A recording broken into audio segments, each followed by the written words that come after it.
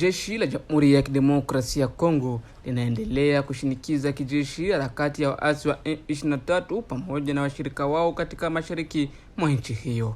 Usiku wa kuamkia Alhamisi tarehe 23 Oktoba mwaka huu, asubuhi ndege ya kivita la jeshi la FARDC limefanya shambulio la anga dhidi ya miundombinu ya migodi ya Twangiza Mining iliyopo kwenye uchifu wa Lwindi wilayani Mwenga mkoani Kivu Kusini.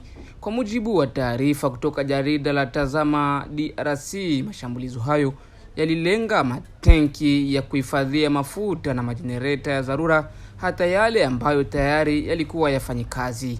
Operation hii imefanyika wakati ambako waasi M23 pamoja na washirika wao walikuwa wakijaribu kuyawasha upya mataa na installation ya kiwanda hicho cha dhahabu ambacho kimekuwa kidhibitiwa na waasi hao kwa siku kadhaa. Ni vema tufahamishe hapa ya kwamba uharibifu wa vifaa vikubwa na vya thamani vimeshuhudiwa huko kwenye shambulio hiyo iliyoanzishwa upya na waendelezaji wa viwandani katika eneo hilo. Kwa mujibu wa vyanzo vya ndani, waasi hao tayari walikuwa wamechimba dhahabu yenye thamani ya zaidi ya dola milioni 12.8 sarafu za Marekani tangu walipodhibiti mgodi huo mwaka 2025 Mei.